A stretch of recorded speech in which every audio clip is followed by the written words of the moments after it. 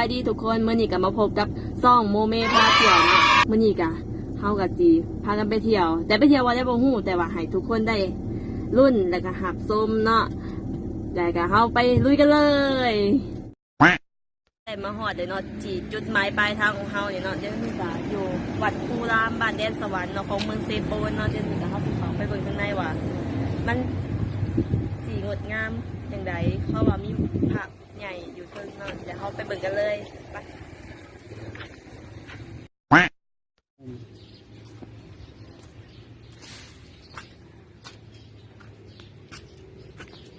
นี่เนาะนี่แม่นทางขึ้นของวัด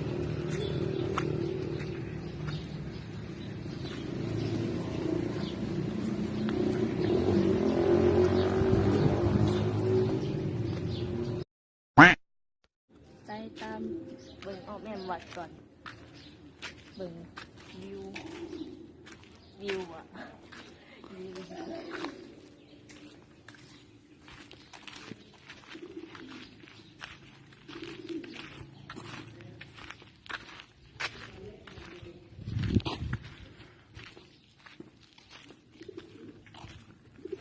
ที่ลาดได้หรอ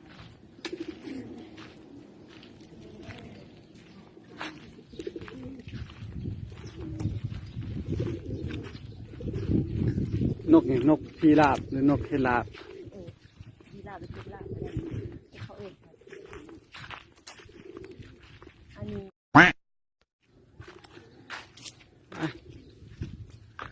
โอ้สูงขนาดเลยนี่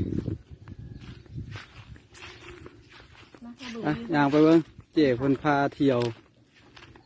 วัดชายแดนมาสัน วัดภูรามบ้านแดนสวรรค์ของเมืองเซโปน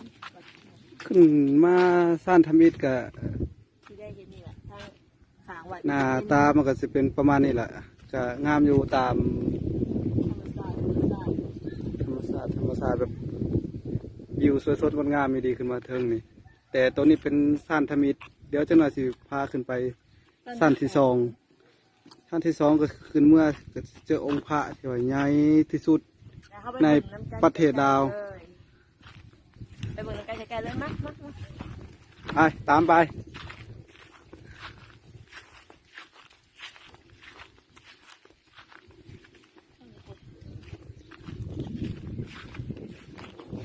มันก็งามอยู่เลยเนาะ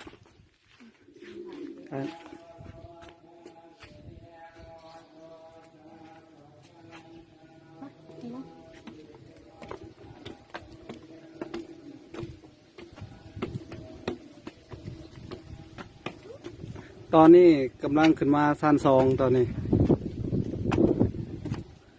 ขึ้นมาพี่กะจะสูงหน่อยหนึ่งยังวัทันถึงที่สุดยังขึ้นไปอีก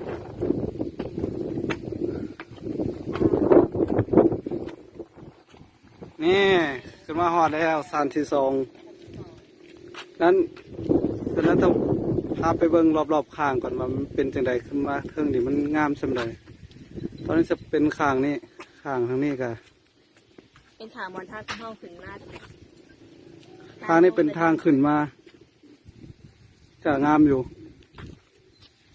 ขึ้นมาพี่เราไม่เห็นบ้านเห็นเมืองแบบยังไงวะแบบเขตแดนสวรรค์เห็นฮอตเบียดพุ่น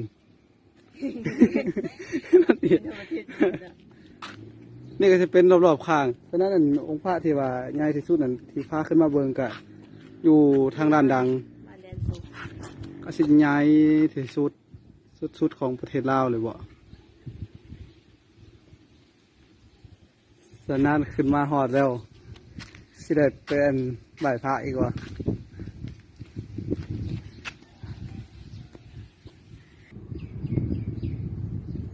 พระที่องค์ใหญ่ที่สุดเลยอยู่ลาว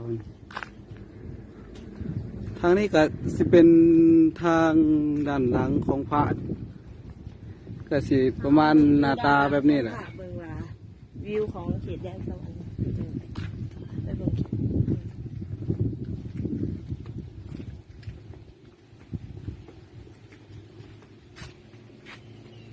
โอ้